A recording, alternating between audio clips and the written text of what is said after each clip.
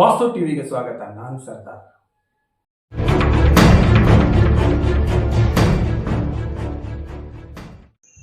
ಆಸ್ಪತ್ರೆಯಲ್ಲಿ ನಟ ದರ್ಶನ್ ರಾಜ್ಯ ರೇಣುಕಾಸ್ವಾಮಿ ಕೊಲೆ ಪ್ರಕರಣ. ನಟ ದರ್ಶನ್ ಜಾಮೀನು ಅರ್ಜಿ ತೀರ್ಪು ನಾಳೆ ಪ್ರಕಟ. ಬೆನ್ನು ನೋವಿನಿಂದ ಬಳಲುತ್ತಿರುವ ನಟ ದರ್ಶನ್ ಅವರು ಬೆಂಗಳೂರಿನ ಖಾಸಗಿ ಆಸ್ಪತ್ರೆಯಲ್ಲಿ ಚಿಕಿತ್ಸೆ ಪಡೆಯುತ್ತಿದ್ದು, ರೆಗ್ಯುಲರ್ ಜಾಮೀನು ಕೋರಿ ಹೈಕೋರ್ಟ್ ಅರ್ಜಿ ಸಲ್ಲಿಸಿದ್ದರು. ಬೆಂಗಳೂರು, ಚಿತ್ರದುರ್ಗದ ರೇಣುಕಾಸ್ವಾಮಿ ಕೊಲೆ ಪ್ರಕರಣದಲ್ಲಿ ಈ ಎರಡು ಆರೋಪಿಯಾಗಿರುವ ನಟ ದರ್ಶನ್ ತೂಗುದೀಪ ಅವರ ಜಾಮೀನು ಅರ್ಜಿಯ ತೀರ್ಪನ್ನು ಹೈಕೋರ್ಟ್ ಶುಕ್ರವಾರ ಮಧ್ಯಾಹ್ನ ಪ್ರಕಟವಾಗಲಿದೆ.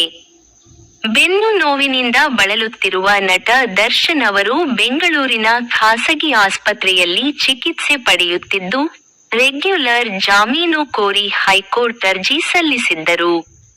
ದರ್ಶನ್ ಪರ ವಕೀಲರಾದ ಸಿವಿ ನಾಗೇಶ್ ಅವರು ವಾದ ಮಂಡಿಸಿದ್ದು, ಎಸ್ಪಿಪಿ ಪ್ರಸನ್ನ ಕುಮಾರ್ ಕೂಡ ಪ್ರತಿವಾದ ಮಂಡಿಸಿದ್ದಾರೆ.